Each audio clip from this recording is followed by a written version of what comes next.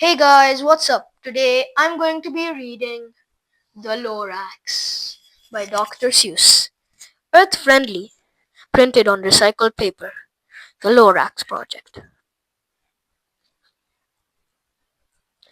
The Lorax by Dr. Seuss. Random House, New York.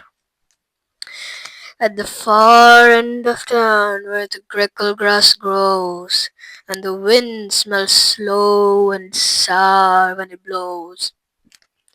And no birds ever sing excepting old crows, is the street of the lifted Lorax. And deep in the grickle grass, some people say, if you look deep enough, you can still see today where the Lorax once stood, just as long as it could, before somebody lifted the Lorax away. What was the Lorax, and why was it there? And why was it lifted and taken somewhere? From the far end of town where the grickle grass grows, the old Onceler still lives there here. Ask him, he knows. You won't see the Onceler. Don't knock at his door. He stays in this lurkum cold under the roof, when he makes his own clothes out of muffered moof. And on special dank midnights in August he peeks out of the shutters, and sometimes he speaks, and tells how the Lorax was lifted away. He'll tell you, perhaps, if you're willing to pay. On the end of a rope he lets down a tin pail, and you have to toss in 15 cents and a nail, and the shell of a great-great-great-grandfather snail. Then he pulls up the pail, makes a most careful count to see if you've paid him the proper amount. Then he hides what you've paid him away in his snub, his secret strange hole in his grovelous glove. Then he grunts, I'll call you by whisper-my-phone, for the secrets I tell you are for your ears alone. Slap down slaps the whisper-my-phone to your ear, and the old Onceler whispers are not very clear, since they have to come down through a snurgly hose. Then he sounds as if he had smallish bees up his nose. Now I'll tell you, he says, with his teeth sounding grey, how the Lorax got lifted and taken away. It all started way back, such a long, long time back. Way back in the day when the grass was still green, and the pond was still wet, and the clouds were still clean, and the song of the swami swans rang out in space. One morning I came to this glorious place, and I first saw the trees, the truffula trees, the bright colored tufts of the truffula trees, mile after mile in the fresh morning breeze. From the rippleless pond came the and under the trees I saw brown barbaloots, frisking about in their barbaloot suits, as they played in the shade and ate truffula fruits. From the rippleless pond came the comfortable sound of the humming fish humming while splashing around. But those trees, those truffula trees, all my life I'd been searching for trees such as these. The touch of their tufts was much softer than silk, and they had the sweet smell of fresh, buttery milk. I felt a great leaping of joy in my heart. I knew just what I had to do. I unloaded my cart. In no time at all, I'd built a small shop. Then I chopped down a truffula tree with one chop, And then with great skillful skill and with great speedy speed, I took the soft tuft and I knitted a thneed. Then the instant I'd finished, I heard a gazump. I looked, I saw something pop out of a stump of the tree I chopped down. It was sort of a man. Describe him? That's hard. Don't know if I can. He was shortish and oldish and brownish and mossy, and he spoke with a voice that was sharpish and bossy. Mister, he said with a sawdust sneeze, I am the Lorax, and I speak for the trees. I speak for the trees have no tongues, and I'm asking you, sir, at the top of my lungs. He was very upset as he shouted and puffed. What's that thing you've made out of my truffula tuft? Look, Lorax, I said, there's no cause for alarm. I just chopped down one tree. I'm doing no harm. I'm being quite useful. This thing is a thneed. A thneed's a fine something that all people need. It's a shirt, it's a sock, it's a glove, it's a hat. But it has other uses, yes, far beyond that. You can use it for carpets, for pillows, for sheets, or curtains or covers, or bicycle seats. Lorax said, Sir, you are crazy with greed. There is no one on earth who would buy that fool's need. But the very next minute, I proved he was wrong. For just that minute, a chap came along, and he thought that the thneed I'd knitted was great. He happily bought it for 3.98. I laughed at the Lorax. You poor stupid guy. You never can tell what some people will buy. I repeat, cried the Lorax, I speak for the trees. I am busy, I told him. Shut up, if you please. I rushed across the room and in no time at all built a radio phone. I put in a quick call. Called on my brothers and uncles and aunts, and I said, Listen here, here's a wonderful chance for the whole Onceler family to get mighty rich. Get over here fast, take the north road to North Nitch, turn left at V Hawken, sharp right at South Stitch. And in no time at all, in the factory I built, the whole Onceler family was working full tilt. We were all knitting thneeds, just as busy as bees, to the sound of the chopping of the truffula trees. Then, oh baby, oh, how my business did grow. Now chopping one tree at a time was too slow. So I quickly invented my super axe hacker, which whacked off 4 truffula trees at one smacker.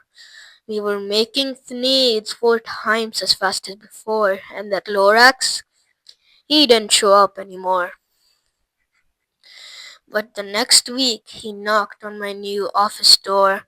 He snapped, I'm the Lorax who speaks for the trees, but you seem to be chopping as fast as you please. But I'm also in charge of the brown barbaloots, who played in the shade in their barbaloot suits, and happily lived eating truffula fruits. Now, thanks to you hacking my trees to the ground, there's not enough truffula fruit to go around.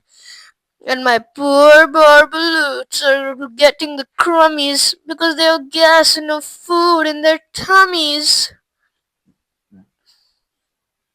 They loved living here, but I can't let them stay. They'll have to find food, and I hope that they may. Good luck, boys, he cried, and he sent them away. I, the Onceler, felt sad as I watched them all go, but business is business, and business must grow, regardless of crummies and tummies, you know. You think that's a nice thing to do? I think not. And I think that he is the bad guy. I meant no harm, I most truly did not. But I had to go bigger, so bigger I got. I biggered my factory, I biggered my roads, I biggered my wagons, I biggered the loads. Of the needs I shipped out, I was shipping them forth, to the south, to the east, to the west, to the north. I went right on biggering, selling more needs, and I biggered my money, which everyone needs. Then again he came back. I was fixing some pipes. Then when that old nuisance Lorax came back with more gripes. I am the Lorax! He coughed and he whiffed. He sneezed and he snuffled. He snargled, he sniffed. Onceler! he said with a gruffulous croak. Onceler! You're making such smogulous smoke. My poor swami snons. Why, they can't sing a note. No one can sing when it's a smog in the throat. So the Lorax said, please pardon my cough. They cannot live here, so I'm sending them off. Where will they go? I don't hopefully know. They may have to fly for a month or a year to escape from the smog you've smogged up round here. What's more, snapped the Lorax. His dander was up. Let me say a few words about Gluppity Glup. Your machinery chugs on day and night without stop, making Gluppity Glup also skloppity sklop. And what do you do with this leftover goo?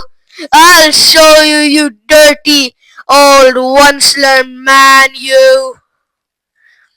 You're glumping up the pond where the humming fish hummed. No more can they hum, for their gills are all gummed. So I'm sending them off. Oh, their future is dreary. They'll walk on their fins and get woefully weary, in search of that water which isn't so smeary. And then I got mad. I got terribly mad. I yelled at the Lorax. Now listen here, Dad. All you do is yap, yap, and say bad, bad, bad, bad. Well, I have my rights, sir, and I'm telling you, I intend to go on doing just what I do. And for your information, you Lorax, I'm figuring on biggering and biggering and biggering and biggering, turning more truffula trees into needs which everyone, everyone needs. And at that very moment, we heard a loud whack. From outside in the fields came a sickening smack of an axe on a tree. Then we heard the tree fall, the very last truffula tree of them all. No more trees, no more needs, no more work to be done. So in no time, my uncles and aunts, everyone, all waved me goodbye. They jumped into my cars and drove away under the smoke-smogged stars. Now all that was left beneath the bad-smelling sky was my big empty factory, the Lorax, and I. The Lorax said nothing, just gave me a glance. Just gave me a very sad backwards glance as he lifted himself by the seat of his pants. And I'll never forget the grim look on his face when he hoisted himself and took leave of this place through a hole in the smog without leaving a trace. And all that the Lorax left here in this mess was a pile of rocks with one word, unless. Whatever that meant, well, I just couldn't guess. That was long, long ago, but each day since that day I've sat here worried, and worried away. Through the years, while my buildings have fallen apart, I worried about it with all my heart. But now, said the Onceler, now that you're here, the world of the Lorax seems perfectly clear. Unless someone like you cares a whole awful lot, nothing is going to get better. It's not. So, catch, said the Onceler. He let something fall. It's a truffula seed. It's the last one of all. You're in charge of the last of the truffula seeds, and truffula trees are what everyone needs. Plant a new truffula, treat it with care, give it clean water, and feed it fresh air. Grow a forest, protect it from axes that hack. Then the Lorax and all of his friends may come back.